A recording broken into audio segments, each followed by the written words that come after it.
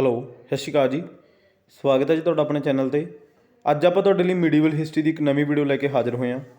ਇਸ ਵੀਡੀਓ ਦੇ ਵਿੱਚ ਆਪਾਂ ਮੁਗਲ ਅੰਪਾਇਰ ਦੇ ਮਹਾਨ ਸ਼ਾਸਕ ਅਕਬਰ ਬਾਰੇ ਪੂਰੀ ਡਿਟੇਲ ਦੇ ਵਿੱਚ ਕਵਰ ਕਰਾਂਗੇ। ਤਾਂ ਵੀਡੀਓ ਨੂੰ ਲਾਸਟ ਤੱਕ ਦੇਖਿਓ। ਇੱਕ ਵੀ ਫੈਕਟ, ਇੱਕ ਵੀ ਕੁਐਸਚਨ ਤੁਹਾਡੇ ਮਿਸ ਕਰਨ ਵਾਲਾ ਨਹੀਂ ਹੈ।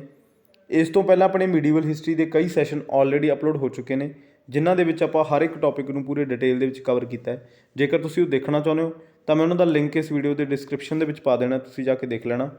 ਅਦਰਵਾਈਜ਼ ਤੁਸੀਂ ਆਪਣੇ ਚੈਨਲ 'ਤੇ ਵਿਜ਼ਿਟ ਕਰੋ, ਉੱਥੇ ਪਲੇਲਿਸਟ ਬਣੀਆਂ ਹੋਈਆਂ ਨੇ ਜਿਨ੍ਹਾਂ ਦੇ ਵਿੱਚ polity, medieval history, modern history, geography, Punjab GK ਅਤੇ CDP ਇਹਨਾਂ ਦੇ ਸੀਰੀਜ਼ ਵਾਈਜ਼ ਵੀਡੀਓ ਲੱਗੀਆਂ ਹੋਈਆਂ, ਜਾ ਕੇ ਦੇਖ ਸਕਦੇ ਹੋ। ਜੇਕਰ ਤੁਸੀਂ ਚਾਹੁੰਦੇ ਹੋ ਕਿ ਮੇਰੀਆਂ ਵੀਡੀਓਜ਼ ਤੁਹਾਡੇ ਤੱਕ ਪਹੁੰਚਦੇ ਰਹਿਣ ਤਾਂ ਚੈਨਲ ਨੂੰ ਸਬਸਕ੍ਰਾਈਬ ਕਰ ਲਿਓ, ਬੈਲ ਆਈਕਨ 'ਤੇ ਪ੍ਰੈਸ ਕਰ ਲਿਓ ਤਾਂ ਕਿ ਆਉਣ ਵਾਲੀਆਂ ਵੀਡੀਓਜ਼ ਦੇ ਨੋਟੀਫਿਕੇਸ਼ਨ ਤੁਹਾਡੇ ਤੱਕ ਪਹੁੰਚਦੇ ਰਹਿਣ ਅਤੇ ਤੁਹਾਡੀ ਤਿਆਰੀ ਵਧੀਆ ਤਰੀਕੇ ਨਾਲ ਚੱਲਦੀ ਰਹੇ। ਅੱਜ ਦਾ ਜੋ ਆਪਣਾ ਸੈਸ਼ਨ ਹੈ, ਇਸ ਸੈਸ਼ਨ ਦੇ ਵਿੱਚ ਆਪਾਂ ਅਕਬਰ ਬਾਰੇ ਪੂਰੇ ਡਿਟੇਲ ਦੇ ਵਿੱਚ ਕਵਰ ਕਰਾਂਗੇ। ਤੁਹਾਡੇ ਲਈ ਬਹੁਤ ਹੀ ਇੰਪੋਰਟੈਂਟ ਸੈਸ਼ਨ ਹੈ। ਸੈਸ਼ਨ ਨੂੰ ਐਂਡ ਤੱਕ ਅਟੈਂਡ ਕਰਿਓ ਕਿਉਂਕਿ ਇਹਨਾਂ ਦੇ ਵਿੱਚੋਂ ਕੋਈ ਵੀ ਕੁਐਸਚਨ ਤੁਹਾਨੂੰ ਡਾਇਰੈਕਟ ਪੇਪਰ ਦੇ ਵਿੱਚ ਦੇਖਣ ਨੂੰ ਮਿਲ ਸਕਦਾ। ਤਾਂ ਸਟਾਰਟ ਕਰਦੇ ਹਾਂ ਆਪਣਾ ਸੈਸ਼ਨ ਆਪਣੀ ਪਹਿਲੀ ਸਲਾਈਡ ਤੋਂ। ਤਾਂ ਸਲਾਈਡਸ ਦੇ ਵਿੱਚ ਤੁਹਾਨੂੰ ਪਤਾ ਹੈ ਕਿ ਆਪਾਂ ਕਿਸੇ ਵੀ ਟੌਪਿਕ ਦਾ ਓਵਰਵਿਊ ਲੈਂਦੇ ਹਾਂ ਅਤੇ ਐਂਡ ਦੇ ਉੱਤੇ ਆਪਾਂ MCQ ਜ਼ਰੂਰ ਕਵਰ ਕਰਦੇ ਹਾਂ ਅਤੇ MCQ ਆਪਣੇ ਸਲਾਈਡ ਨਾਲ ਬਿਲਕੁਲ ਵੱਖਰੇ ਹੁੰਦੇ ਨੇ। ਤਾਂ ਸੈਸ਼ਨ ਨੂੰ ਐਂਡ ਤੱਕ ਜ਼ਰੂਰ ਅਟੈਂਡ ਕਰਿਆ ਕਰੋ। ਅੱਜ ਆਪਾਂ ਪੜ੍ਹਾਂਗੇ ਅਕਬਰ ਬਾਰੇ। ਅਕਬਰ ਨੂੰ ਦੀ ਗ੍ਰੇਟ ਅਕਬਰ ਵੀ ਕਿਹਾ ਜਾਂਦਾ, ਠੀਕ ਹੈ ਜੀ। ਤਾਂ ਗ੍ਰੇਟ ਸ਼ਬਦ ਮੈਂ ਇਹਦੇ ਲਈ ਯੂਜ਼ ਕਰ ਰਿਹਾ, ਉਹ ਮੈਂ ਕਿਉਂ ਕਰ ਰਿਹਾ, ਇਹਦੇ ਪਿੱਛੇ ਇੱਕ ਕਾਰਨ ਹੈ, ਠੀਕ ਹੈ ਜੀ। ਤਾਂ ਗ੍ਰੇਟ ਸ਼ਬਦ ਦਾ ਜਿਹੜਾ ਯੂਜ਼ ਕੀਤਾ ਜਾਂਦਾ ਉਹ ਅਕਬਰ ਦੇ ਲਈ ਹੀ ਕਿਉਂ ਯੂਜ਼ ਕੀਤਾ ਜਾਂਦਾ, ਹੋਰ ਕਿਸੇ ਨੂੰ ਮਤਲਬ ਹੋਰ ਜਿਹੜੇ ਮੁਗਲ ਅੰਪਾਇਰ ਦੇ ਰਾਜੇ ਨੇ ਉਹਨਾਂ ਨੂੰ ਗ੍ਰੇਟ ਕਿਉਂ ਨਹੀਂ ਕਿਹਾ ਜਾਂਦਾ? ਕਿਉਂਕਿ ਅਕਬਰ ਹੀ ਗ੍ਰੇਟ ਸੀ। ਇਹ ਕਿਉਂ ਗ੍ਰੇਟ ਸੀ? ਕਿਉਂਕਿ ਅਕਬਰ ਸਾਰੇ ਧਰਮਾਂ ਦਾ ਆਦਰ ਕਰਦਾ ਸੀ, ਠੀਕ ਹੈ ਜੀ। ਇਹ ਕਿਸੇ ਨੂੰ ਵੀ ਮਤਲਬ ਹਰਾਸ ਨਹੀਂ ਕਰਦਾ ਸੀ। ਆਪਾਂ ਕਹਿੰਦੇ ਹਾਂ ਕਿ ਮਤਲਬ ਇਹ ਇੱਕ ਕੱਟੜ, ਆਪਾਂ ਇਹਨੂੰ ਕਹਿ ਨਹੀਂ ਸਕਦੇ, ਇਹ ਸਭ ਧਰਮਾਂ ਦਾ ਬਰਾਬਰ ਸਤਿਕਾਰ ਕਰਦਾ ਸੀ, ਠੀਕ ਹੈ ਜੀ। ਅਤੇ ਕਿਸੇ ਨੂੰ ਇਹ ਤੰਗ ਨਹੀਂ ਕਰਦਾ ਸੀ, ਤਾਂ ਕਰਕੇ ਇਹਨੂੰ ਗ੍ਰੇਟ ਕਿਹਾ ਜਾਂਦਾ। ਇਹਨੇ ਬਹੁਤ ਮਹਾਨ ਕੰਮ ਕੀਤੇ ਨੇ, ਬਹੁਤ ਮਤਲਬ ਆਪਣੇ ਸ਼ਾਸਨ ਕਾਲ ਦੇ ਵਿੱਚ ਬਹੁਤ ਵਧੀਆ ਵਧੀਆ ਇਹਨੇ ਕੰਮ ਕੀਤੇ ਨੇ। ਤਾਂ ਕਰਕੇ ਇਹਨੂੰ ਗ੍ਰੇਟ ਦੀ ਉਪਾਧੀ ਆਪਾਂ ਇਹਨੂੰ ਦੇ ਸਕਦੇ ਹਾਂ, ਠੀਕ ਹੈ ਜੀ। ਤਾਂ ਸਟਾਰਟ ਕਰਦੇ ਹਾਂ ਆਪਾਂ। ਅਕਬਰ ਤੁਹਾਡੇ ਲਈ ਇੰਨਾ ਕੁ ਇੰਪੋਰਟੈਂਟ ਰਾਜਾ ਹੈ, ਠੀਕ ਹੈ ਜੀ, ਕਿਉਂਕਿ ਜੇ ਤੁਹਾਨੂੰ ਮੁਗਲੀਆ ਸਲਤਨਤ ਦੇ ਵਿੱਚੋਂ ਕੁਐਸਚਨ ਆਊਗਾ ਤਾਂ ਅਕਬਰ ਦੇ ਸੈਸ਼ਨ ਦੇ ਵਿੱਚੋਂ ਤੁਹਾਨੂੰ 100% ਆਊਗਾ, ਠੀਕ ਹੈ ਜੀ। ਅਕਬਰ ਮਤਲਬ ਇੱਕ ਬਹੁਤ ਮਹਾਨ ਰਾਜਾ ਹੋਇਆ। ਇੱਕ ਇੱਕ ਫੈਕਟ ਇਹਦਾ ਇੰਪੋਰਟੈਂਟ ਹੈ, ਤਾਂ ਤੁਸੀਂ ਨੋਟ ਕਰ ਲਿਓ, ਕਾਪੀ 'ਤੇ ਨੋਟ ਡਾਊਨ ਕਰ ਲਿਓ ਉਹਦਾ ਇੱਕ ਇੱਕ ਪੁਆਇੰਟ, ਕਿਉਂਕਿ ਇਸ ਸੈਸ਼ਨ ਦੇ ਵਿੱਚੋਂ ਤੁਹਾਨੂੰ ਡਾਇਰੈਕਟ ਪੇਪਰ ਦੇ ਵਿੱਚ ਕੁਐਸਚਨ ਦੇਖਣ ਨੂੰ ਮਿਲ ਸਕਦਾ, ਠੀਕ ਹੈ ਜੀ। ਤਾਂ ਇੱਕ ਇੱਕ ਪੁਆਇੰਟ ਦਾ ਨੋਟ ਕਰਦੇ ਜਾਇਓ ਨਾਲ ਨਾਲ। ਸਭ ਤੋਂ ਪਹਿਲਾ ਜਿਹੜਾ ਪੁਆਇੰਟ ਹੈ ਉਹ ਇਹ ਪੁੱਛ ਲਿਆ ਜਾਂਦਾ ਕਿ ਅਕਬਰ ਦਾ ਪੂਰਾ ਨਾਮ ਕੀ ਹੈ। ਤਾਂ ਤੁਹਾਨੂੰ ਪੂਰਾ ਨਾਮ ਪਤਾ ਹੋਣਾ ਚਾਹੀਦਾ, ਠੀਕ ਹੈ ਜੀ। ਜਿਹੜੇ ਮੈਂ ਤੁਹਾਨੂੰ ਫੁੱਲ ਨੇਮ ਕਰਵਾਈ ਜਾਂਦਾ ਉਹ ਤੁਸੀਂ ਕਵਰ ਕਰਦੇ ਜਾਇਓ। ਇਹ ਨਹੀਂ ਹੈਗਾ ਕਿ ਸਾਰਿਆਂ ਦੀ ਤੁਹਾਨੂੰ ਪਤਾ ਹੋਣੇ ਚਾਹੀਦੇ ਨੇ, ਤਾਂ ਜਿਹਦੇ ਪਤਾ ਹੋਣੇ ਚਾਹੀਦੇ ਨੇ ਉਹ ਮੈਂ ਤੁਹਾਡੇ ਅੱਗੇ ਰੱਖੂੰਗਾ।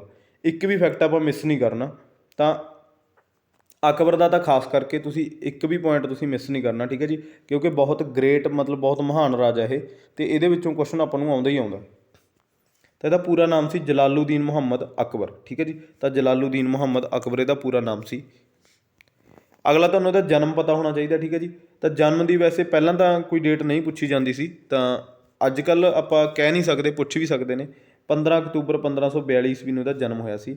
ਕਿੱਥੇ ਹੋਇਆ ਸੀ? ਅਮਰਕੋਟ, ਜਿਹੜਾ ਕਿ ਹੁਣ ਪਾਕਿਸਤਾਨ ਦੇ ਵਿੱਚ ਹੈ, ਠੀਕ ਹੈ ਜੀ। ਤਾਂ ਅਮਰਕੋਟ ਦੇ ਵਿੱਚ ਇਹਦਾ ਜਨਮ ਹੋਇਆ ਸੀ, ਇਹ ਤੁਹਾਨੂੰ ਪਤਾ ਹੋਣਾ ਚਾਹੀਦਾ। ਅਗਲਾ ਤੁਹਾਨੂੰ ਪੁਆਇੰਟ ਆ ਜਿਹੜਾ ਮਦਰ ਅਤੇ ਫਾਦਰ, ਮਾਤਾ ਅਤੇ ਪਿਤਾ।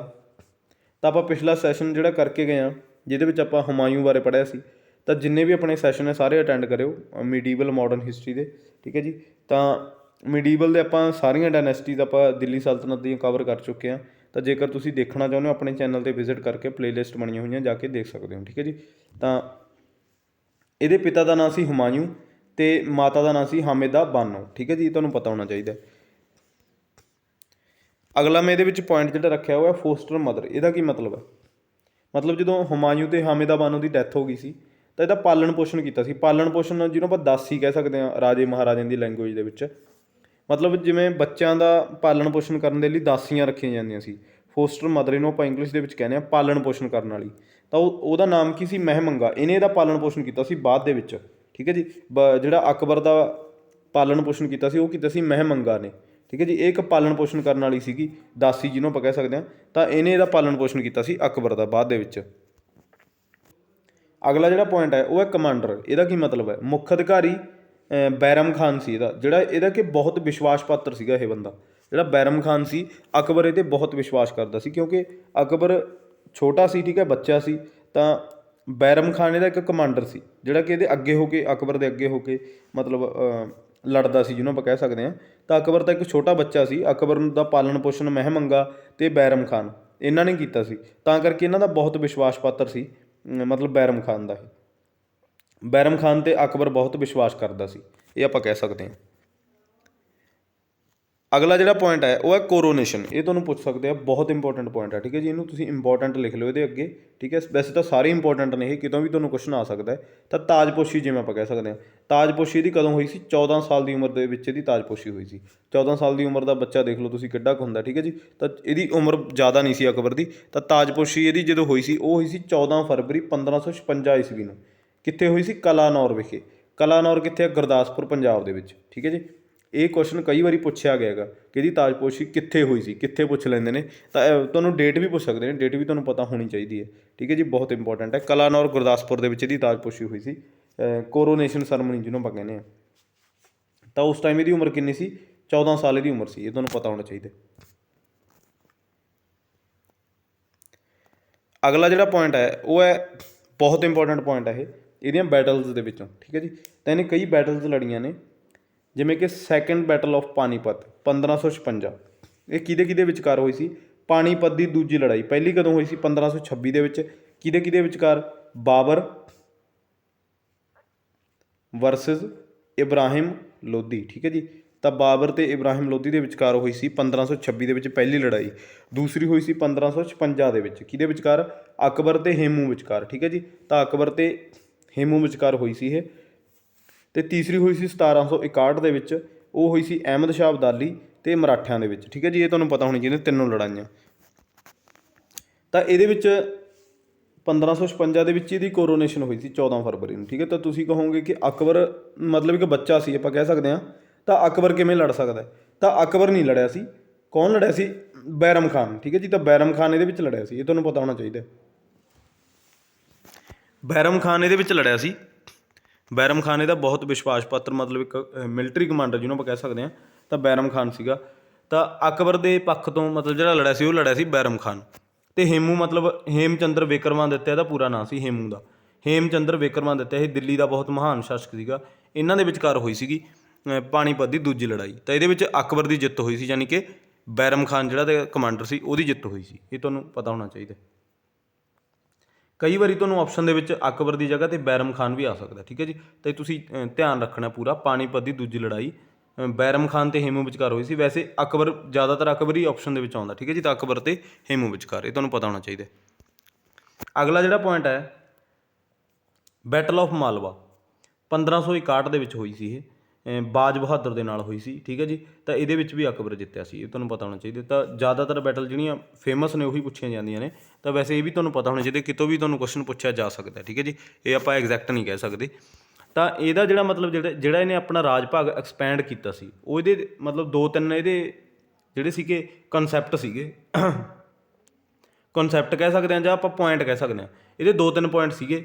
ਪਹਿਲਾਂ ਤਾਂ ਇਹ ਮਤਲਬ ਲੜਾਈਆਂ ਤਾਂ ਇਹਨੇ ਕਰੀਆਂ ਹੀ ਕਰੀਆਂ, ਠੀਕ ਹੈ। ਲੜਾਈਆਂ ਤਾਂ ਹਰ ਇੱਕ ਬਾਦਸ਼ਾਹ ਨੇ ਕਰੀਆਂ ਨੇ, ਜਿਹੜਾ ਆਪਾਂ ਬੈਟਲਸ ਆਪਾਂ ਕਹਿ ਸਕਦੇ ਹਾਂ। ਤਾਂ ਉਹਦੇ ਨਾਲ ਤਾਂ ਐਕਸਪੈਂਡ ਇਹਨਾਂ ਨੇ ਆਪਣਾ ਰਾਜ ਭਾਗ ਕੀਤਾ ਹੀ ਕੀਤਾ। ਦੂਸਰਾ ਜਿਹੜਾ ਪੁਆਇੰਟ ਸੀ, ਉਹ ਇਹ ਮਤਲਬ ਟਰੀਟੀ ਕਰ ਲੈਂਦੇ ਸੀ, ਸੰਧੀ ਕਰ ਲੈਂਦੇ ਸੀ ਕਿਸੇ ਰਾਜੇ ਨਾਲ, ਠੀਕ ਹੈ ਜੀ। ਤਾਂ ਰਾਜੇ ਮਤਲਬ ਕਿਉਂਕਿ ਇਹਨਾਂ ਦਾ ਇੱਕ ਈਨ ਮੰਨਦੇ ਸੀ, ਆਪਾਂ ਕਹਿ ਸਕਦੇ ਹਾਂ, ਇਹਨਾਂ ਤੋਂ ਡਰਦੇ ਸੀ। ਜਿਵੇਂ ਅਕਬਰ ਸੀਗਾ, ਤਾਂ ਬਹੁਤ ਇਹਨਾਂ ਦੀ ਮਤਲਬ ਇੱਕ ਇਹਨਾਂ ਦੀ ਇਹ ਬਹੁਤ ਫੇਮਸ ਰਾਜੇ ਹੁੰਦੇ ਸੀ, ਠੀਕ ਹੈ ਜੀ। ਇਹਨਾਂ ਦਾ ਡਰ ਹੁੰਦਾ ਸੀ, ਛੋਟੇ ਮੋਟੇ ਜਿਹੜੇ ਰਾਜੇ ਹੁੰਦੇ ਸੀ ਉਹਨਾਂ ਨੂੰ ਇਹਨਾਂ ਦਾ ਡਰ ਹੁੰਦਾ ਸੀ। ਦਿੱਲੀ 'ਤੇ ਮਤਲਬ ਜਿਹੜਾ ਬੰਦਾ ਰਾਜ ਕਰਦਾ ਸੀ ਉਹਦਾ ਡਰ ਹੁੰਦਾ ਸੀ ਦੂਸਰੇ ਰਾਜਿਆਂ ਨੂੰ। ਤਾਂ ਜਿਹੜੇ ਦੂਸਰੇ ਰਾਜੇ ਸੀ, ਛੋਟੇ ਰਾਜੇ, ਉਹ ਇਹਨਾਂ ਨਾਲ ਟਰੀਟੀ ਕਰ ਲੈਂਦੇ ਸੀ, ਸੰਧੀ ਕਰ ਲੈਂਦੇ ਸੀ ਕਿ ਤੂੰ ਮੈਨੂੰ ਕੁਛ ਨਾ ਕਹੀਂ, ਠੀਕ ਹੈ। ਅਤੇ ਮੇਰਾ ਰਾਜ ਭਾਗ ਆ ਤੇਰਾ, ਠੀਕ ਹੈ। ਤਾਂ ਤੂੰ ਮੈਨੂੰ ਸਾਰੀਆਂ ਮਤਲਬ ਸੁੱਖ ਸਹੂਲਤਾਂ ਤੂੰ ਮੈਨੂੰ ਪ੍ਰੋਵਾਈਡ ਕਰ।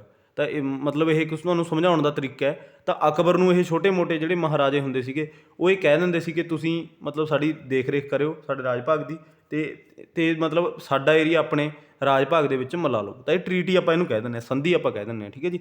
ਤਾਂ ਇਹਦੇ ਬਦਲੇ ਵੀ ਮਤਲਬ ਇਹਨੇ ਬਹੁਤ ਕੁਛ ਆਪਣਾ ਬਹੁਤ ਰਾਜ ਐਕਸਪੈਂਡ ਕੀਤਾ ਅਕਬਰ ਨੇ, ਠੀਕ ਹੈ ਜੀ।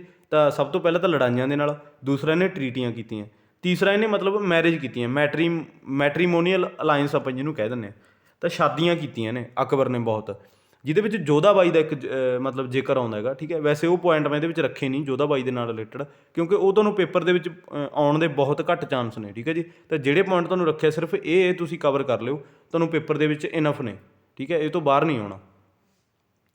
ਤਾਂ ਜੋਧਾ ਬਾਈ ਦੇ ਨਾਲ ਵੀ ਮਤਲਬ ਜਿਹੜਾ ਇਹਨੇ ਕਰਿਆ ਸੀ, ਇਹਦੀ ਮੈਰਿਜ ਹੋਈ ਸੀ, ਤਾਂ ਉਹ ਇੱਕ ਰਾਜਪੂਤ ਸੀਗੀ ਜਿਹੜੀ ਆਪਾਂ ਕਹਿ ਦਿੰਦੇ ਹਾਂ।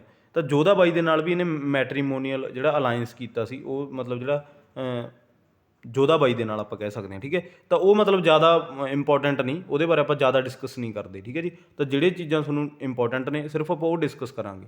ਵੈਸੇ ਤਾਂ ਬਹੁਤ ਕੁਛ ਹੈ ਅਕਬਰ ਬਾਰੇ, ਜੇ ਆਪਾਂ ਪੜ੍ਹਾਉਣਾ ਹੋਵੇ ਤਾਂ ਜ਼ਿਆਦਾ ਪੜ੍ਹਨ ਦੀ ਲੋੜ ਨਹੀਂ, ਜਿੰਨਾ ਕੁ ਤੁਹਾਨੂੰ ਪੇਪਰ ਦੇ ਲਈ ਇੰਪੋਰਟੈਂਟ ਹੈ ਉਨਾ ਕੁ ਹੀ ਪੜ੍ਹੋ, ਠੀਕ ਹੈ ਜੀ। ਤਾਂ ਬੈਟਲ ਆਫ ਮਾਲਵਾ ਜਿਹੜੀ ਹੋਈ ਸੀ, ਉਹ ਹੋਈ ਸੀਗੀ 1561 ਦੇ ਵਿੱਚ ਬਾਜ ਬਹਾਦਰ ਦੇ ਨਾਲ, ਤਾਂ ਉਹਦੇ ਵਿੱਚ ਵੀ ਅਕਬਰ ਦੀ ਜਿੱਤ ਹੋਈ ਸੀ। ਅਗਲਾ ਜਿਹੜਾ ਪੁਆਇੰਟ ਹੈ ਉਹ ਹੈ ਟਰੀਟੀ ਆਫ ਆਮੇਰ, ਠੀਕ ਹੈ ਜੀ। ਟਰੀਟੀ ਆਫ ਆਮੇਰ, ਆਮੇਰ ਨਾਲ ਮਤਲਬ ਇਹਨੇ ਟਰੀਟੀ ਕੀਤੀ ਸੀ। ਤਾਂ ਉੱਥੋਂ ਦਾ ਰਾਜਾ ਕੌਣ ਸੀ? ਰਾਜਾ ਭਾਰਮਲ, ਠੀਕ ਹੈ ਜੀ। 1562 ਦੇ ਵਿੱਚ ਇਹਨੇ ਸੰਧੀ ਕੀਤੀ ਸੀ ਅਕਬਰ ਦੇ ਨਾਲ, ਠੀਕ ਹੈ। ਤਾਂ ਇਹ ਜਿਹੜੇ ਰਾਜੇ ਸੀ ਇਹ ਆਪਣਾ ਈਨ ਮੰਨ ਲੈਂਦੇ ਸੀ, ਜਿਹੜੇ ਅਕਬਰ ਦਾ ਈਨ ਮੰਨ ਲੈਂਦੇ ਸੀ। ਤਾਂ ਜਿਹੜੇ ਅਕਬਰ ਤੋਂ ਨਹੀਂ ਡਰਦੇ ਸੀ, ਅਕਬਰ ਦੇ ਨਾਲ ਮਤਲਬ ਲੜਾਈ ਕਰਦੇ ਸੀ, ਤਾਂ ਉਹਨਾਂ ਨਾਲ ਅਕਬਰ ਦੀ ਬੈਟਲ ਹੁੰਦੀ ਸੀ, ਠੀਕ ਹੈ। ਉੱਥੋਂ ਵੀ ਅਕਬਰ ਆਪਣਾ ਜਿੱਤ ਲੈਂਦਾ ਸੀ, ਕਿਉਂਕਿ ਇਹਦੇ ਕੋਲ ਬਹੁਤ ਵੱਡੀ ਫੌਜ ਸੀਗੀ, ਆਪਾਂ ਕਹਿ ਸਕਦੇ ਹਾਂ ਆਰਮੀ ਬਹੁਤ ਵੱਡੀ ਸੀ। ਤਾਂ ਕਰਕੇ ਜਿਹੜਾ ਬੈਟਲਸ ਦੇ ਵਿੱਚ ਜ਼ਿਆਦਾਤਰ ਅਕਬਰ ਦੀ ਜਿੱਤ ਹੁੰਦੀ ਸੀ। ਅਗਲੀ ਜਿਹੜੀ ਬੈਟਲ ਹੈ ਉਹ ਹੈ ਬੈਟਲ ਆਫ ਗੁਜਰਾਤ। ਇਹ ਵੀ ਤੁਹਾਨੂੰ ਪੁੱਛ ਸਕਦੇ ਆ, ਇਹ ਕਦੋਂ ਹੋਈ ਸੀ? 1573 ਦੇ ਵਿੱਚ, ਠੀਕ ਹੈ। ਮੁਜ਼ੱਫਰ ਸ਼ਾਹ ਦੇ ਨਾਲ ਹੋਈ ਸੀ, ਇਹਦੇ ਵਿੱਚ ਵੀ ਅਕਬਰ ਜਿੱਤ ਗਿਆ ਸੀ, ਠੀਕ ਹੈ ਜੀ। ਤਾਂ ਅਗਲੀ ਜਿਹੜੀ ਬੈਟਲ ਹੈ ਇਹ ਬਹੁਤ ਇੰਪੋਰਟੈਂਟ ਬੈਟਲ ਹੈ, ਇਹਦੇ ਬਾਰੇ ਬਹੁਤ ਵਾਰੀ ਕੁਐਸਚਨ ਆਇਆ ਹੋਇਆ ਅਤੇ ਅੱਗੇ ਵੀ ਤੁਹਾਨੂੰ ਪੁੱਛਿਆ ਜਾ ਸਕਦਾ। ਇਹ ਹੈ ਬੈਟਲ ਆਫ ਹਲਦੀ ਘਾਟੀ। ਇਹ ਮਤਲਬ ਜਿਹੜਾ ਪੁੱਛਿਆ ਗਿਆ, ਇਸ ਤੋਂ ਪਹਿਲਾਂ ਜਿਹੜੇ ਕੁਐਸਚਨ ਆਏ ਨੇ ਉਹ ਇਹ ਪੁੱਛਿਆ ਗਿਆ ਕਿ ਇਹ ਕਦੋਂ ਹੋਈ ਸੀ। ਇਹ ਹੋਈ ਸੀ 1576 ਦੇ ਵਿੱਚ। ਅਤੇ ਇਹ ਵੀ ਪੁੱਛਿਆ ਗਿਆ ਕਿ ਕਿਹਦੇ ਨਾਲ ਹੋਈ ਸੀ? ਇਹ ਹੋਈ ਸੀ ਮਹਾਰਾਣਾ ਪ੍ਰਤਾਪ ਦੇ ਨਾਲ, ਠੀਕ ਹੈ ਜੀ। ਬਟ ਇਹਦੇ ਵਿੱਚ ਇੱਕ ਮਤਲਬ ਕਨਫਿਊਜ਼ਨ ਹੈ, ਇਤਿਹਾਸਕਾਰਾਂ ਦੇ ਜਿਹੜੇ ਅਲੱਗ-ਅਲੱਗ ਮਤਭੇਦ ਨੇ, ਠੀਕ ਹੈ ਜੀ, ਇਹਨੂੰ ਲੈ ਕੇ, ਕਿ ਕੋਈ ਇਹਨੂੰ ਕਹਿੰਦਾ ਕਿ ਇਹਦੇ ਵਿੱਚ ਮਹਾਰਾਣਾ ਪ੍ਰਤਾਪ ਜਿੱਤਿਆ ਸੀ, ਕੋਈ ਕਹਿੰਦਾ ਅਕਬਰ ਜਿੱਤਿਆ ਸੀ, ਠੀਕ ਹੈ ਜੀ। ਤਾਂ ਇਹਦੇ ਬਾਰੇ ਮਤਲਬ ਕੋਈ ਕਲੀਅਰ ਨਹੀਂ ਹੈਗਾ, ਠੀਕ ਹੈ। ਤਾਂ ਇਹ ਤੁਹਾਨੂੰ ਬਸ ਇੰਨਾ ਕੁ ਪਤਾ ਹੋਣਾ ਚਾਹੀਦਾ ਕਿ ਕਦੋਂ ਹੋਈ ਸੀ 1576 ਦੇ ਵਿੱਚ, ਕਿਹਦੇ ਨਾਲ ਹੋਈ ਸੀ? ਮਹਾਰਾਣਾ ਪ੍ਰਤਾਪ ਦੇ ਨਾਲ, ਠੀਕ ਹੈ ਜੀ। ਤਾਂ ਇਹ ਬਸ ਇੰਨਾ ਕੁ ਤੁਹਾਨੂੰ ਇਹਦੇ ਬਾਰੇ ਜ਼ਰੂਰੀ ਹੈ ਜਾਣਕਾਰੀ, ਠੀਕ ਹੈ ਜੀ। ਤਾਂ ਇਹਦੇ ਵਿੱਚੋਂ ਕੁਐਸਚਨ ਪੁੱਛਿਆ ਗਿਆ ਬਹੁਤ ਵਾਰੀ। ਅਗਲਾ ਜਿਹੜਾ ਪੁਆਇੰਟ ਹੈ ਉਹ ਹੈ ਬੈਟਲ ਆਫ ਕਾਬੁਲ। ਇਹ ਹੋਈ ਸੀ ਮਿਰਜ਼ਾ ਹਾਕਿਮ ਦੇ ਨਾਲ, ਇਹਦੇ ਵਿੱਚ ਵੀ ਅਕਬਰ ਜਿੱਤਿਆ ਸੀ, ਠੀਕ ਹੈ ਜੀ। ਤਾਂ ਅਗਲੀ ਹੈ ਬੈਟਲ ਆਫ ਅਹਿਮਦਨਗਰ। ਇਹ ਕੁਐਸਚਨ ਆਇਆ ਹੋਇਆ, ਠੀਕ ਹੈ ਜੀ, ਚਾਂਦ ਬੀਬੀ ਵਾਲਾ, ਠੀਕ ਹੈ। ਇਹ ਕੁਐਸਚਨ ਪੁੱਛਿਆ ਗਿਆ, ਮੇਰਾ ਖਿਆਲ ਹੈ PPSC ਦੇ ਪੇਪਰ ਦੇ ਵਿੱਚ ਵੀ ਇਹ ਪੁੱਛਿਆ ਗਿਆ ਕੁਐਸਚਨ, ਠੀਕ ਹੈ ਜੀ। ਕਿਉਂਕਿ ਮੈਂ ਤੁਹਾਨੂੰ ਬਹੁਤ ਡੀਪਲੀ ਫੈਕਟ ਹੈ ਜਿਹੜੇ ਉਹ ਕਵਰ ਕਰਵਾ ਰਿਹਾ ਇਹਦੇ ਵਿੱਚ, ਇਸ ਤੋਂ ਜ਼ਿਆਦਾ ਡੀਪਲੀ ਤੁਹਾਨੂੰ ਨਹੀਂ ਪੁੱਛ ਸਕਦਾ ਕੋਈ ਵੀ ਪੇਪਰ ਦੇ ਵਿੱਚ, ਠੀਕ ਹੈ ਜੀ। ਤਾਂ PPSC ਦਾ ਪੇਪਰ ਹੋਵੇ, ਬੇਸ਼ੱਕ PSSB ਦਾ ਹੋਵੇ, ਤਾਂ ਉਹਦੇ ਵਿੱਚ ਮਤਲਬ ਆਪਣੀ ਕਲਾਸ ਤੋਂ ਬਾਹਰ ਤੁਹਾਨੂੰ ਨਹੀਂ ਆ ਸਕਦਾ ਕੁਛ ਵੀ, ਕਿਉਂਕਿ ਆਪਾਂ ਬਹੁਤ ਨਿਚੋੜ ਕੱਢ ਕੇ, ਠੀਕ ਹੈ, ਸਾਰੇ ਟੌਪਿਕ ਦਾ ਆਪਾਂ ਫਿਰ ਤੁਹਾਡੇ ਅੱਗੇ ਰੱਖਦੇ ਹਾਂ, ਠੀਕ ਹੈ। ਫਾਲਤੂ ਕੰਟੈਂਟ ਆਪਾਂ ਤੁਹਾਡੇ ਅੱਗੇ ਨਹੀਂ ਰੱਖਦੇ, ਠੀਕ ਹੈ। ਤਾਂ ਇਹ ਬੇਸ਼ੱਕ ਤੁਸੀਂ ਚੈੱਕ ਕਰ ਸਕਦੇ ਹੋ ਇਹ ਚੀਜ਼ ਨੂੰ, ਠੀਕ ਹੈ। ਇਹ ਤੁਸੀਂ ਜਿਹੜੇ ਪੁਆਇੰਟ ਮੈਂ ਇਹਦੇ ਵਿੱਚ ਰੱਖੇ ਨੇ ਇਹ ਪੁੱਛੇ ਗਏ ਨੇ ਬਹੁਤ ਵਾਰੀ, ਅਤੇ ਅੱਗੇ ਵੀ ਤੁਹਾਨੂੰ ਪੁੱਛੇ ਜਾਣਗੇ। ਤਾਂ ਇਹ ਜਿਹੜੀ ਬੈਟਲ ਆਫ ਅਹਿਮਦਨਗਰ ਹੈ 1599 ਦੇ ਵਿੱਚ ਹੋਈ ਹੈ, ਠੀਕ ਹੈ ਜੀ। ਤਾਂ ਇਹ ਕਿਹਦੇ ਨਾਲ ਹੋਈ ਸੀ? ਚਾਂਦ ਬੀਬੀ ਦੇ ਨਾਲ। ਚਾਂਦ ਬੀਬੀ ਮਤਲਬ ਇੱਕ ਲੇਡੀਜ਼ ਕਹਿ ਸਕਦੇ ਹਾਂ। ਤਾਂ ਇਹਦੇ ਨਾਲ ਇਹਦੀ ਲੜਾਈ ਹੋਈ ਸੀ ਅਕਬਰ ਦੀ, ਤਾਂ ਅਕਬਰ ਦੀ ਇਹਦੇ ਵਿੱਚ ਜਿੱਤ ਹੋਈ ਸੀ। ਤਾਂ ਚਾਂਦ ਬੀਬੀ ਬਾਰੇ ਪੁੱਛਿਆ ਗਿਆ ਕਿ ਚਾਂਦ ਬੀਬੀ ਦੀ ਲੜਾਈ ਮਤਲਬ ਜਿਹੜੀ ਬੈਟਲ ਹੈ ਉਹ ਕਿਹਦੇ ਨਾਲ ਹੋਈ ਸੀ? ਅਹਿਮਦਨਗਰ ਦੀ ਲੜਾਈ ਬਾਰੇ ਪੁੱਛਿਆ ਗਿਆ, ਚਾਂਦ ਬੀਬੀ ਦਾ ਜ਼ਿਕਰ ਆਇਆ। ਤਾਂ ਇਹ ਕੁਐਸਚਨ ਮਤਲਬ ਪੁੱਛਣ ਦਾ ਢੰਗ ਪਤਾ ਨਹੀਂ ਕੀ ਸੀ ਕਿ ਕਿਵੇਂ ਪੁੱਛਿਆ ਗਿਆ ਸੀ, ਬਟ ਇਹ ਪੁੱਛਿਆ ਗਿਆ ਚਾਂਦ ਬੀਬੀ ਬਾਰੇ, ਤਾਂ ਕਰਕੇ ਮੈਂ ਇਹ ਇੱਥੇ ਰੱਖਿਆ ਹੋਇਆ ਪੁਆਇੰਟ, ਠੀਕ ਹੈ ਜੀ। ਇਹਨੂੰ ਤੁਸੀਂ ਚੰਗੀ ਤਰ੍ਹਾਂ ਕਵਰ ਕਰ ਲੈਣਾ। ਅਗਲਾ ਜਿਹੜਾ ਪੁਆਇੰਟ ਹੈ ਉਹ ਹੈ ਸਲੇਵਰੀ ਸਿਸਟਮ, ਜਿਹੜੀ ਆਪਣੀ ਗੁਲਾਮ ਪ੍ਰਥਾ ਜਿਹਨੂੰ ਆਪਾਂ ਕਹਿ ਦਿੰਦੇ ਹਾਂ। ਤਾਂ ਇਸ ਤੋਂ ਪਹਿਲਾਂ ਜਿਹੜੀ ਗੁਲਾਮ ਪ੍ਰਥਾ ਹੈ ਉਹ ਚੱਲਦੀ ਆਈ ਹੈ, ਠੀਕ ਹੈ ਜੀ। ਮਤਲਬ ਜਿਹੜੇ ਬੰਦੇ ਸੀਗੇ, ਮਤਲਬ ਮਨੁੱਖ ਹੁੰਦਾ ਸੀ, ਮਨੁੱਖ ਨੂੰ ਗੁਲਾਮ ਬਣਾ ਲਿਆ ਜਾਂਦਾ ਸੀ, ਠੀਕ ਹੈ। ਤਾਂ ਉਹ ਤੋਂ ਪਸ਼ੂਆਂ ਦੀ ਤਰ੍ਹਾਂ ਕੰਮ ਕਰਵਾਇਆ ਜਾਂਦਾ ਸੀ, ਠੀਕ ਹੈ ਜੀ। ਤਾਂ ਗੁਲਾਮੀ ਦਾ ਜਿਹੜਾ ਜੀਵਨ ਹੈ ਬਹੁਤ ਔਖਾ ਹੁੰਦਾ ਸੀ। ਤਾਂ ਗੁਲਾਮ ਪ੍ਰਥਾ ਅਕਬਰ ਤੋਂ ਪਹਿਲਾਂ ਚੱਲ ਰਹੀ ਸੀ। ਤਾਂ ਮੈਂ ਤੁਹਾਨੂੰ ਪਹਿਲਾਂ ਵੀ ਦੱਸ ਕੇ ਗਿਆ ਕਿ ਅਕਬਰ ਨੂੰ ਗ੍ਰੇਟ ਕਿਉਂ ਕਿਹਾ ਜਾਂਦਾ, ਇਹਨਾਂ ਗੱਲਾਂ ਕਰਕੇ ਹੀ ਅਕਬਰ ਨੂੰ ਗ੍ਰੇਟ ਕਿਹਾ ਜਾਂਦਾ, ਠੀਕ ਹੈ ਜੀ। ਕਿਉਂਕਿ ਇਹਨੇ ਗੁਲਾਮ ਪ੍ਰਥਾ ਦਾ ਖਾਤਮਾ ਕਰਤਾ ਸੀ, ਠੀਕ ਹੈ ਜੀ। ਗੁਲਾਮ ਪ੍ਰਥਾ ਇਹਨੇ ਖਤਮ ਕਰਤੀ ਸੀ 1562 ਈਸਵੀ ਦੇ ਵਿੱਚ। ਇਹ ਤੁਹਾਨੂੰ ਪੁੱਛਿਆ ਜਾ ਸਕਦਾ ਕੁਐਸਚਨ, ਬਹੁਤ ਇੰਪੋਰਟੈਂਟ ਪੁਆਇੰਟ ਹੈ ਇਹ, ਠੀਕ ਹੈ ਜੀ। ਤਾਂ ਗ੍ਰੇਟ ਕਹਾਉਣ ਦਾ ਕਾਰਨ ਹੀ ਇਹ ਹੈ, ਠੀਕ ਹੈ ਜੀ। ਤਾਂ ਇਹਨੇ ਦੇਖੋ ਤੁਸੀਂ ਕਿੰਨੇ ਗੁਲਾਮਾਂ ਦਾ ਜਿਹੜੇ ਗੁਲਾਮ ਬਣਾਏ ਹੋਣੇ, ਮਤਲਬ ਉਹਨਾਂ ਦਾ ਜੀਵਨ ਇਹਨੇ ਬਚਾ ਲਿਆ, ਠੀਕ ਹੈ ਜੀ। ਤਾਂ ਕਰਕੇ ਇਹਨੂੰ ਗੁਲਾਮ ਪ੍ਰਥਾ ਮਤਲਬ ਇਹਨੂੰ ਗ੍ਰੇਟ ਕਿਹਾ ਜਾਂਦਾ। ਅਕਬਰ ਨੂੰ ਗ੍ਰੇਟ ਤਾਂ ਕਰਕੇ ਕਿਹਾ ਜਾਂਦਾ ਕਿਉਂਕਿ ਇਹਨੇ ਬਹੁਤ ਚੰਗੇ ਚੰਗੇ ਕੰਮ ਕੀਤੇ ਸੀ। ਤਾਂ ਸਲੇਵਰੀ ਸਿਸਟਮ ਮਤਲਬ ਜਿਵੇਂ ਆਪਾਂ ਕਹਿ ਸਕਦੇ ਹਾਂ ਇਹਨੇ ਖਤਮ ਕੀਤਾ। ਅਗਲਾ ਜਿਹੜਾ ਪੁਆਇੰਟ ਹੈ ਪਿਲਗ੍ਰਿਮ ਟੈਕਸ, ਇਹਦਾ ਕੀ ਮਤਲਬ ਹੈ? ਯਾਤਰਾ ਕਰ, ਯਾਨੀ ਕਿ ਜਿਹੜੇ ਮਤਲਬ ਇਹਨੇ ਇਸ ਤੋਂ ਪਹਿਲਾਂ ਜਿਹੜੇ ਮੁਗਲ ਸ਼ਾਸਕ ਹੋਏ ਨੇ ਉਹਨਾਂ ਨੇ ਪਿਲਗ੍ਰਿਮ ਟੈਕਸ ਲਗਾਇਆ ਹੋਇਆ ਸੀ ਯਾਤਰਾ ਦੇ ਉੱਤੇ। ਮਤਲਬ ਜੇ ਕਿਸੇ ਨੇ ਕੋਈ ਯਾਤਰਾ ਕਰਕੇ ਆਉਣੀ ਹੈ ਧਾਰਮਿਕ ਸਥਾਨਾਂ ਦੀ, ਤੀਰਥ ਯਾਤਰਾ ਜਿਹਨੂੰ ਆਪਾਂ ਕਹਿ ਸਕਦੇ ਹਾਂ, ਉਹ 'ਤੇ ਵੀ ਟੈਕਸ ਲਗਾਇਆ ਹੋਇਆ ਸੀ। ਮਤਲਬ ਬਹੁਤ ਜਨਤਾ ਨੂੰ ਬਹੁਤ ਦੁਖੀ ਕਰ ਰੱਖਿਆ ਸੀ ਉਹਨਾਂ ਨੇ, ਠੀਕ ਹੈ। ਤਾਂ ਯਾਤਰਾ ਕਰ ਦਾ ਵੀ ਇਹਨੇ ਖਾਤਮਾ ਕਰਤਾ ਸੀ। ਤਾਂ ਇਹੋ ਜਿਹੇ ਜਿਹੜੇ ਫਾਲਤੂ ਕੰਮ ਉਹਨਾਂ ਨੇ ਕੀਤੇ ਹੋਏ ਸੀ ਦੂਸਰੇ ਰਾਜੇ ਮਹਾਰਾਜਿਆਂ ਨੇ, ਤਾਂ ਇਹਨੇ ਉਹ ਖਤਮ ਕੀਤੇ ਸੀ। ਤਾਂ ਪਿਲਗ੍ਰਿਮ ਟੈਕਸ ਹੈ ਜਿਹੜਾ, ਇਹਦਾ ਵੀ ਖਾਤਮਾ ਕੀਤਾ ਸੀ ਅਕਬਰ ਨੇ। ਅਗਲਾ ਜਿਹੜਾ ਸਭ ਤੋਂ ਮੋਸਟ ਇੰਪੋਰਟੈਂਟ ਪੁਆਇੰਟ ਹੈ, ਜਿਹੜਾ ਕਿ ਬਹੁਤ ਵਾਰੀ ਪੇਪਰਾਂ ਦੇ ਵਿੱਚ ਪੁੱਛਿਆ ਗਿਆ ਅਤੇ ਅੱਗੇ ਵੀ ਪੁੱਛਿਆ ਜਾਊਗਾ, ਜਜ਼ੀਆ ਕਰ ਜਿਹਨੂੰ ਆਪਾਂ ਕਹਿ ਦਿੰਦੇ ਹਾਂ। ਤਾਂ ਇਹ ਕਿਹੜਾ ਕਰ ਹੁੰਦਾ? ਇਹ ਗੈਰ ਮੁਸਲਮਾਨ ਮਤਲਬ ਜਿਹੜੇ ਬੰਦੇ ਹੁੰਦੇ ਨੇ, ਜਿਵੇਂ ਹਿੰਦੂ ਹੋ ਗਏ, ਸਿੱਖ ਹੋ ਗਏ, ਠੀਕ ਹੈ, ਤਾਂ ਮਤਲਬ ਜਿਹੜਾ ਮੁਸਲਮਾਨ ਨਹੀਂ ਹੈਗਾ ਬੰਦਾ, ਤਾਂ ਉਹ 'ਤੇ ਲੱਗਦਾ ਸੀ। ਇਹ ਕਿਉਂ ਲੱਗਦਾ ਸੀ?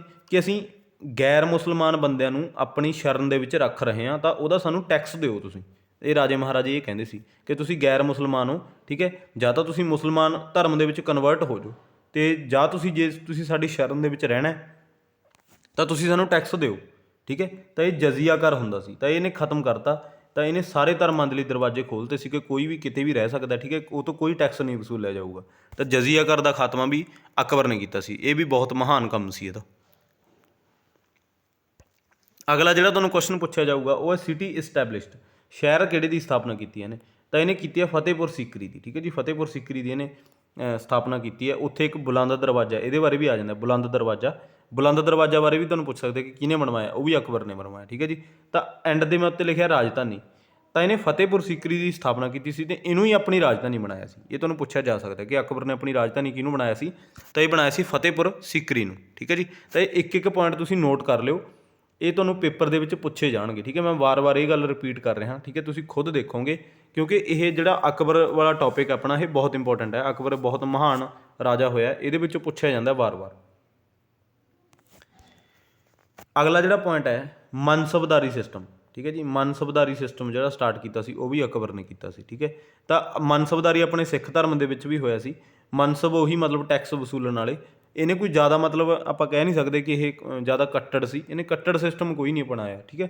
ਜਨਤਾ ਨੂੰ ਇਹਨੇ ਜ਼ਿਆਦਾ ਔਖਾ ਨਹੀਂ ਕਰਿਆ, ਤਾਂ ਕਰਕੇ ਇਹਨੂੰ ਗ੍ਰੇਟ ਬਾਦਸ਼ਾਹ ਕਿਹਾ ਜਾਂਦਾ ਹੈ। ਤਾਂ ਮਨਸਬਦਾਰੀ ਸਿਸਟਮ ਕਿਹਨੇ ਚਲਾਇਆ ਸੀ?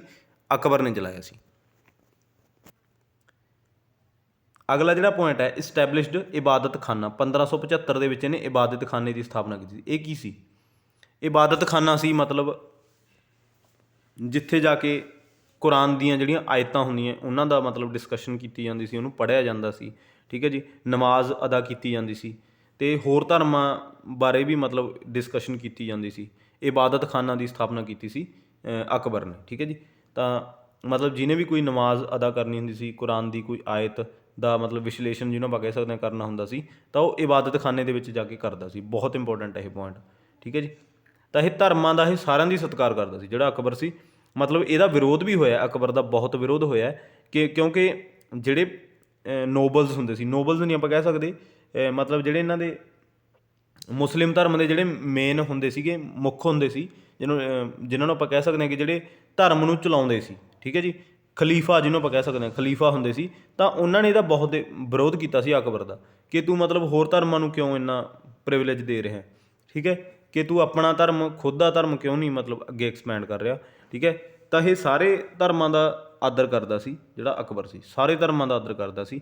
ਤਾਂ ਇਹ ਤੁਹਾਨੂੰ ਪਤਾ ਹੋਣਾ ਚਾਹੀਦਾ ਇਬਾਦਤ ਖਾਨਾ।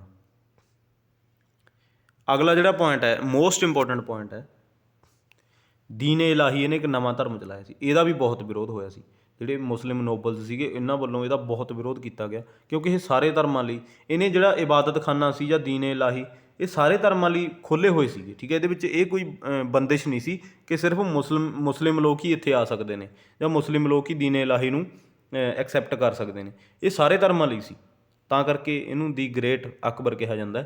ਤਾਂ ਇਹ ਸਾਰੇ ਧਰਮਾਂ ਦਾ ਬਹੁਤ ਆਦਰ ਕਰਦਾ ਸੀ, ਠੀਕ ਹੈ। ਤਾਂ ਸਭ ਤੋਂ ਪਹਿਲਾਂ ਜਿਹੜਾ ਇਹਦਾ ਧਰਮ ਅਡੋਪਟ ਕੀਤਾ ਸੀ ਉਹ ਕੀਤਾ ਸੀਗਾ ਬੀਰਬਲ ਨੇ। ਬੀਰਬਲ ਕੌਣ ਸੀ? ਇਹਦਾ ਐਡਵਾਈਜ਼ਰ ਸੀਗਾ ਅਕਬਰ ਦਾ, ਠੀਕ ਹੈ ਜੀ। ਤਾਂ ਬੀਰਬਲ ਨੇ ਇਹਨੂੰ ਅਡੋਪਟ ਕੀਤਾ ਸੀ। ਇਹ ਤੁਸੀਂ ਯਾਦ ਰੱਖਣਾ ਹੈ ਪੁਆਇੰਟ। ਅਗਲੀ ਜਿਹੜੀ ਆਪਣੀ ਸਲਾਈਡ ਹੈ, ਇਹ ਸਾਰੀ ਸਲਾਈਡ ਹੀ ਤੁਹਾਡੇ ਲਈ ਬਹੁਤ ਇੰਪੋਰਟੈਂਟ ਹੈ ਕਿਉਂਕਿ ਇਹਦੇ ਵਿੱਚੋਂ ਕੁਐਸਚਨ ਇੰਨੇ ਕੁ ਵਾਰ ਪੁੱਛੇ ਗਏ ਨੇ, ਠੀਕ ਹੈ, ਕਿ ਜਿਹਦੀ ਕੋਈ ਗਿਣਤੀ ਨਹੀਂ। ਇਹਦੇ 9 ਰਤਨਾਂ ਬਾਰੇ ਪੁੱਛਿਆ ਜਾਂਦਾ, ਠੀਕ ਹੈ ਜੀ। 9 ਰਤਨ ਇਹਦੇ ਤੁਹਾਨੂੰ ਪਤਾ ਹੋਣੇ ਚਾਹੀਦੇ ਨੇ। ਸਭ ਤੋਂ ਪਹਿਲਾਂ ਤਾਂ ਹੈਗਾ ਬੀਰਬਲ। ਬੀਰਬਲ ਮਤਲਬ ਜਿਹਨੂੰ ਆਪਾਂ ਬਹੁਤ ਵਾਈਜ਼ੈਸਟ ਮੈਨ ਕਹਿੰਦੇ ਹਾਂ, ਬਹੁਤ ਸਿਆਣਾ ਬੰਦਾ ਜਿਹਨੂੰ ਆਪਾਂ ਕਹਿੰਦੇ ਹਾਂ। ਬੀਰਬਲ ਬਹੁਤ ਸਿਆਣਾ ਸੀ, ਠੀਕ ਹੈ। ਬੀਰਬਲ ਦਾ ਜਿਹੜਾ ਓਰੀਜਨਲ ਨੇਮ ਤੁਹਾਨੂੰ ਬਹੁਤ ਵਾਰੀ ਪੁੱਛਿਆ ਵੀ ਗਿਆ ਪੇਪਰ ਦੇ ਵਿੱਚ ਅਤੇ ਪੁੱਛਿਆ ਵੀ ਜਾਊਗਾ। ਇਹਦਾ ਜਿਹੜਾ ਓਰੀਜਨਲ ਨੇਮ ਸੀ ਉਹ ਸੀ ਮਹੇਸ਼ ਦਾਸ। ਕੌਣ ਸੀ ਇਹ? ਸਲਾਹਕਾਰ ਸੀ। ਤਾਂ ਅਕਬਰ ਨੇ ਇਹਨੂੰ ਸਿਰਫ ਸਲਾਹ ਲੈਣ ਦੇ ਲਈ ਹੀ ਰੱਖਿਆ ਹੋਇਆ ਸੀ ਕਿਉਂਕਿ ਇਹ ਬਹੁਤ ਸਿਆਣਾ ਬੰਦਾ ਸੀ ਬੀਰਬਲ। ਦੂਸਰਾ ਜਿਹੜਾ ਇਹਦੇ ਵਿੱਚ ਪੁਆਇੰਟ ਹੈ, ਦੂਸਰਾ ਜਿਹੜਾ ਇਹਦਾ ਰਤਨ ਹੈ, ਇਹਨੂੰ ਰਤਨ ਕਿਹਾ ਜਾਂਦਾ ਸੀ। 9 ਰਤਨ ਨੇ ਇਹ ਅਕਬਰ ਦੇ। ਤਾਨਸੇਨ ਇਹ ਕੌਣ ਸੀ? ਇਹ ਮਿਊਜ਼ੀਸ਼ੀਅਨ ਸੀ, ਸੰਗੀਤਕਾਰ ਸੀ, ਠੀਕ ਹੈ ਜੀ। ਵਾਰ ਮਲਹਾਰ ਮਤਲਬ ਇਹੋ ਜਿਹੀਆਂ ਵਾਰਾਂ ਇਹਨੇ ਗਾਈਆਂ ਹੋਈਆਂ ਕਿ ਇਹ ਮੀਂਹ ਪੈਣ ਲਾ ਦਿੰਦਾ ਸੀ ਜਾਂ ਇਹ ਦੀਵੇ ਜਗਣ ਲਾ ਦਿੰਦਾ ਸੀ। ਉਹ ਮਤਲਬ ਆਪਾਂ ਮਿੱਥ ਕਹਿ ਸਕਦੇ ਹਾਂ ਜਾਂ ਕੁਛ ਵੀ ਕਹਿ ਸਕਦੇ ਹਾਂ, ਬਟ ਇਹ ਗੱਲਾਂ ਹੈਗੀਆਂ, ਠੀਕ ਹੈ ਜੀ। ਤਾਂ ਮਤਲਬ ਇਹ ਲਿਖੀਆਂ ਹੋਈਆਂ ਨੇ ਗੱਲਾਂ। ਤਾਂ ਤਾਨਸੇਨ ਮਤਲਬ ਕੌਣ ਸੀ? ਉਹ ਵੀ ਇਹਦੇ 9 ਰਤਨਾਂ ਦੇ ਵਿੱਚੋਂ ਇੱਕ ਸੀ। ਤੀਸਰਾ ਆਪਾਂ ਕਹਿੰਦੇ ਹਾਂ ਟੋਡਰ ਮੱਲ। ਟੋਡਰ ਮੱਲ ਕੌਣ ਸੀਗਾ?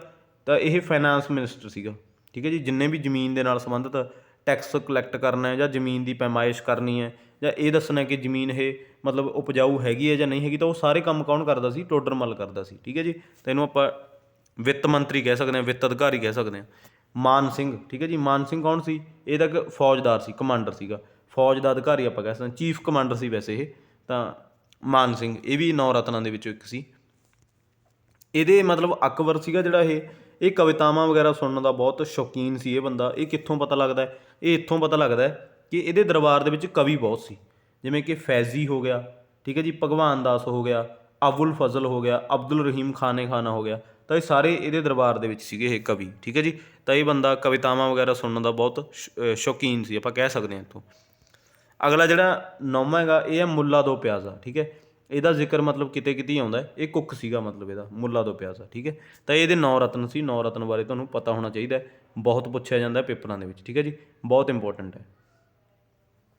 ਤਾਂ ਜਿਹੜੇ ਆਪਣੇ ਕੁਐਸਚਨ ਹੋਣਗੇ, ਜਿਹੜੇ ਰਹਿ ਗਏ ਫੈਕਟ, ਉਹ ਆਪਾਂ ਕੁਐਸਚਨਾਂ ਦੇ ਵਿੱਚ ਕਵਰ ਕਰਾਂਗੇ। ਤਾਂ ਬਾਕੀ ਸਾਰੇ ਫੈਕਟ ਆਪਾਂ ਇਹਦੇ ਵਿੱਚ ਕਵਰ ਕਰ ਲਏ।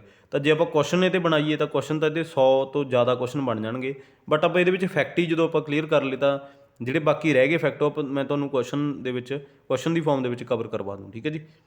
ਤਾਂ ਇਹ ਤੁਹਾਨੂੰ ਪਤਾ ਹੋਣਾ ਚਾਹੀਦਾ। ਅਗਲਾ ਜਿਹੜੀ ਇਹਨੇ ਇਸਟੈਬਲਿਸ਼ਮੈਂਟ ਕੀਤੀ ਹੈ, ਤਾਂ ਇੱਕ ਤਾਂ ਆਪਾਂ ਫਤਿਹਪੁਰ ਸੀਕਰੀ ਆਪਾਂ ਜਾਣਦੇ ਹਾਂ, ਸ਼ਹਿਰ ਦੀ ਸਥਾਪਨਾ ਅਤੇ ਬੁਲੰਦ ਦਰਵਾਜ਼ਾ ਇਹਨੇ ਇਸਟੈਬਲਿਸ਼ ਕੀਤਾ। ਲਾਹੌਰ ਦਾ ਕਿਲ੍ਹਾ ਕਿਹਨੇ ਬਣਵਾਇਆ? ਅਕਬਰ ਨੇ ਬਣਵਾਇਆ। ਆਗਰਾ ਦਾ ਕਿਲ੍ਹਾ ਕਿਹਨੇ ਬਣਵਾਇਆ? ਉਹ ਵੀ ਅਕਬਰ ਨੇ ਬਣਵਾਇਆ। ਅਤੇ ਇਲਾਹਾਬਾਦ ਦਾ ਕਿਲ੍ਹਾ ਕਿਹਨੇ ਬਣਵਾਇਆ? ਉਹ ਵੀ ਅਕਬਰ ਨੇ ਬਣਵਾਇਆ, ਠੀਕ ਹੈ ਜੀ। ਅਤੇ ਇੱਕ ਇਹਨੇ ਪ੍ਰਥਾ ਚਲਾਈ ਸੀ ਤੁਲਾਦਾਨ ਪ੍ਰਥਾ। ਤੁਲਾਦਾਨ ਕੀ ਹੁੰਦਾ ਸੀ?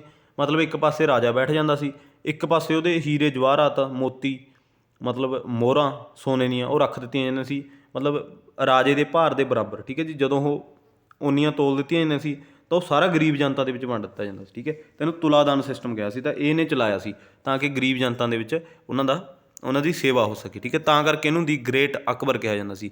ਤਾਂ ਗ੍ਰੇਟ ਕਹਾਉਣ ਦੇ ਪਿੱਛੇ ਇਹਦਾ ਇਹੀ ਕਾਰਨ ਸੀ, ਠੀਕ ਹੈ, ਤੁਹਾਨੂੰ ਪਤਾ ਹੋਣਾ ਚਾਹੀਦਾ। ਤਾਂ ਸਟਾਰਟ ਕਰਦੇ ਆਪਣੇ ਕੁਐਸਚਨ। ਅਕਬਰਨਾਮਾ ਦੀ ਰਚਨਾ ਕਿਹਨੇ ਕੀਤੀ ਹੈ? ਤਾਂ ਇਹਦੀ ਇੱਕ ਬਾਇਓਗ੍ਰਾਫੀ ਹੈ, ਠੀਕ ਹੈ ਜੀ। ਤਾਂ ਹੂ ਰੋਟ ਅਕਬਰਨਾਮਾ? ਅਬੁਲ ਫਜ਼ਲ, ਅਬਦੁਲ ਰਹੀਮ ਖਾਨੇ ਖਾਨਾ, ਫੈਜ਼ੀ ਰਹੀਮ, ਠੀਕ ਹੈ ਜੀ। ਤਾਂ ਇਹਦੀ ਬਾਇਓਗ੍ਰਾਫੀ ਹੈ ਅਕਬਰ ਦੀ, ਠੀਕ ਹੈ। ਤਾਂ ਅਕਬਰਨਾਮਾ ਕੀ ਹੈ? ਬਾਇਓਗ੍ਰਾਫੀ। ਆਟੋਬਾਇਓਗ੍ਰਾਫੀ ਇਹ ਅਕਬਰ ਨੇ ਨਹੀਂ ਲਿਖੀ ਸੀ, ਠੀਕ ਹੈ। ਤਾਂ ਇਹ ਲਿਖੀ ਸੀ ਅਬੁਲ ਫਜ਼ਲ ਨੇ। ਤਾਂ ਇਹਦਾ ਮੈਂ ਤੁਹਾਨੂੰ ਆਨਸਰ ਦੱਸ ਹੀ ਦਿੱਤਾ ਹੈ, ਆਨਸਰ ਨੰਬਰ 1 ਇਹਦਾ ਆਨਸਰ ਆਊਗਾ, ਠੀਕ ਹੈ ਜੀ। ਤਾਂ ਅਬੁਲ ਫਜ਼ਲ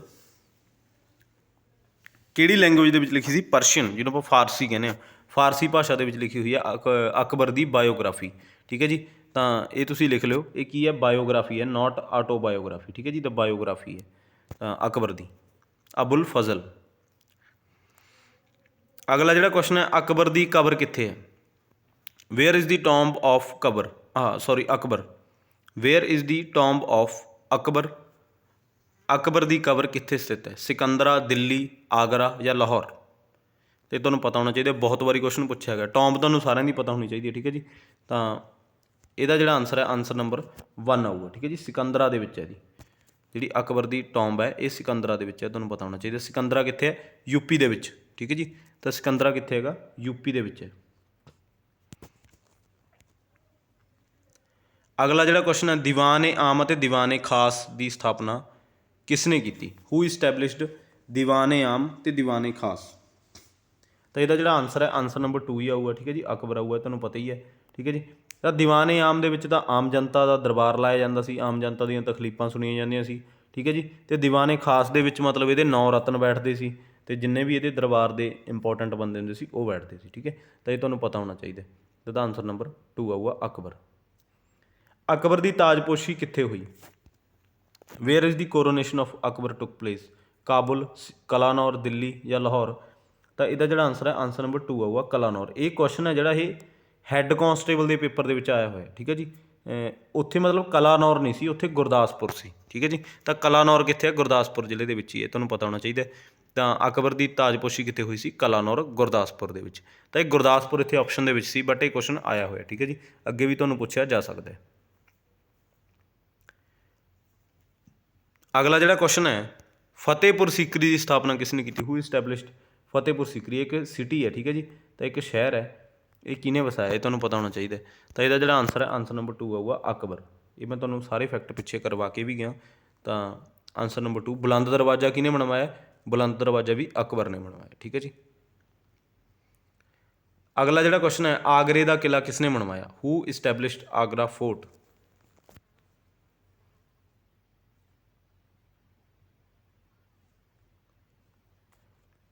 ਤਾਂ A for Agra, A for Akbar, ਇਹ ਤੁਹਾਨੂੰ ਪਤਾ ਹੋਣਾ ਚਾਹੀਦਾ, ਠੀਕ ਹੈ। ਤਾਂ ਅਕਬਰ ਨੇ ਬਣਵਾਇਆ ਆਗਰੇ ਦਾ ਕਿਲ੍ਹਾ। ਤਾਂ ਇੱਥੇ ਨੀਚੇ ਮੈਂ ਮੈਂਸ਼ਨ ਕੀਤਾ ਆਲਸੋ ਲਾਹੌਰ ਐਂਡ ਇਲਾਹਾਬਾਦ। ਇਲਾਹਾਬਾਦ ਦਾ ਕਿਲ੍ਹਾ ਅਤੇ ਮਤਲਬ ਲਾਹੌਰ ਦਾ ਕਿਲ੍ਹਾ ਕਿਹਨੇ ਬਣਾਇਆ? ਅਕਬਰ ਨੇ ਬਣਵਾਇਆ, ਇਹ ਤੁਹਾਨੂੰ ਪਤਾ ਹੋਣਾ ਚਾਹੀਦਾ।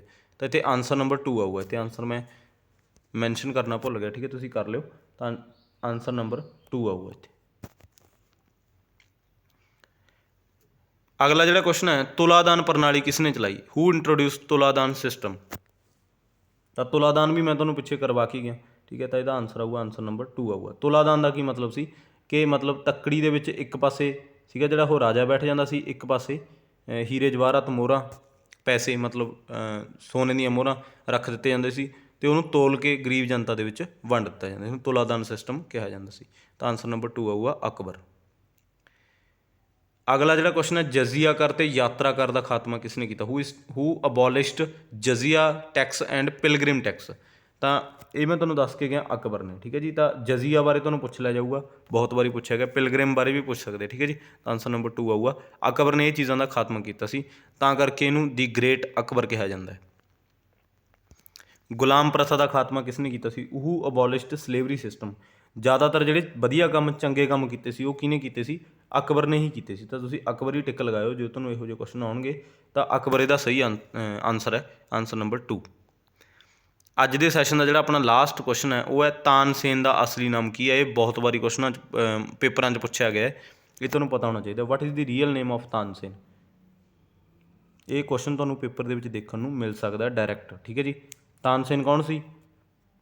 ਜਿਹੜੇ ਇਹਦੇ 9 ਰਤਨ ਸੀ ਉਹਨਾਂ 'ਚੋਂ ਇੱਕ ਸੀ, ਠੀਕ ਹੈ ਜੀ। ਤਾਨਸੇਨ ਕੀ ਸੀਗਾ? ਇਹ ਮਿਊਜੀਸ਼ੀਅਨ ਸੀ ਇਹ, ਠੀਕ ਹੈ ਜੀ, ਮਿਊਜੀਸ਼ੀਅਨ ਸੀ ਤਾਨਸੇਨ, ਇਹ ਤੁਹਾਨੂੰ ਪਤਾ ਹੋਣਾ ਚਾਹੀਦਾ। ਅਤੇ ਇਹਦਾ ਆਨਸਰ ਆਊਗਾ ਆਨਸਰ ਨੰਬਰ 2। ਰਾਮਤਨੂ ਪਾਂਡੇ ਇਹਦਾ ਪੂਰਾ ਨਾਮ ਸੀ, ਰਾਮਤਨੂ ਪਾਂਡੇ। ਇਹ ਤੁਸੀਂ ਰੱਟ ਲਓ, ਇਹ ਤੁਹਾਨੂੰ ਆ ਸਕਦਾ ਹੈ ਡਾਇਰੈਕਟ ਪੇਪਰ 'ਚ। ਆਨਸਰ ਨੰਬਰ 2 ਆਊਗਾ ਇਹਦਾ, ਠੀਕ ਹੈ ਜੀ। ਤਾਂ ਅੱਜ ਦਾ ਜਿਹੜਾ ਸੈਸ਼ਨ ਹੈ ਉਹ ਆਪਣਾ ਪੂਰਾ ਹੋ ਗਿਆ। ਜਿੰਨੇ ਵੀ ਫੈਕਟ ਹੈ, ਜਿੰਨੇ ਵੀ ਕੁਐਸਚਨ ਹੈ, ਇੱਕ ਇੱਕ ਕੁਐਸਚਨ, ਇੱਕ ਇੱਕ ਫੈਕਟ ਤੁਸੀਂ ਨੋਟ ਕਰ ਲਓ, ਕਿਉਂਕਿ ਇਸ ਤੋਂ ਬਾਹਰ ਤੁਹਾਨੂੰ ਕੁਐਸਚਨ ਨਹੀਂ ਦੇਖਣ ਨੂੰ ਮਿਲੂਗਾ। ਆਪਣੇ ਸੈਸ਼ਨ ਦੇ ਵਿੱਚੋਂ ਹੀ ਤੁਹਾਨੂੰ ਕੁਐਸਚਨ ਆਊਗਾ, ਠੀਕ ਹੈ ਜੀ। ਤਾਂ ਇਹ ਤੁਸੀਂ ਨੋਟ ਕਰ ਲਿਓ। ਤਾਂ ਜੇਕਰ ਵੀਡੀਓ ਚੰਗੀਆਂ ਲੱਗਦੀਆਂ ਨੇ, ਉਹਨੂੰ ਲਾਈਕ ਕਰ ਦਿਆ ਕਰੋ, ਅੱਗੇ ਸ਼ੇਅਰ ਕਰ ਦਿਆ ਕਰੋ, ਤਾਂ ਕਿ ਕਿਸੇ ਹੋਰ ਦਾ ਫਾਇਦਾ ਹੋ ਸਕੇ, ਠੀਕ ਹੈ ਜੀ। ਲਾਈਕ ਜ਼ਰੂਰ ਕਰਿਆ ਕਰੋ, ਲਾਈਕ ਕਰਨ ਦੇ ਨਾਲ ਸਾਨੂੰ ਐਪਰੀਸੀਏਸ਼ਨ ਮਿਲਦੀ ਹੈ ਅਤੇ ਸਾਨੂੰ ਹੋਰ ਕੰਮ ਕਰਨ ਦਾ ਹੌਸਲਾ ਮਿਲਦਾ, ਠੀਕ ਹੈ। ਤਾਂ ਆਪਣੇ ਸੈਸ਼ਨ ਹੈ ਜਿਹੜੇ ਉਹ ਲਗਾਤਾਰ ਆਉਂਦੇ ਰਹਿਣਗੇ, ਠੀਕ ਹੈ ਜੀ, ਸੋਮਵਾਰ, ਬੁੱਧਵਾਰ ਅਤੇ ਸ਼ੁੱਕਰਵਾਰ ਨੂੰ। ਅਤੇ ਇਨ ਬਿਟਵੀਨ ਆਪਾਂ ਇੰਪੋਰਟੈਂਟ ਸੈਸ਼ਨ ਤੁਹਾਡੇ ਲਈ ਸਪੈਸ਼ਲ ਸੈਸ਼ਨ ਵੀ ਲੈ ਕੇ ਆਵਾਂਗੇ। ਤਾਂ ਬਣੇ ਰਹੋ ਆਪਣੇ ਚੈਨਲ 'ਤੇ। ਤਾਂ ਅੱਜ ਦੀ ਵੀਡੀਓ ਆਪਦਾ ਆਪਾਂ ਇੱਥੇ ਐਂਡ ਕਰਦੇ ਹਾਂ। ਤਾਂ ਅੱਜ ਦੀ ਵੀਡੀਓ ਦੇਖਣ ਦੇ ਲਈ ਬਹੁਤ ਬਹੁਤ ਧੰਨਵਾਦ।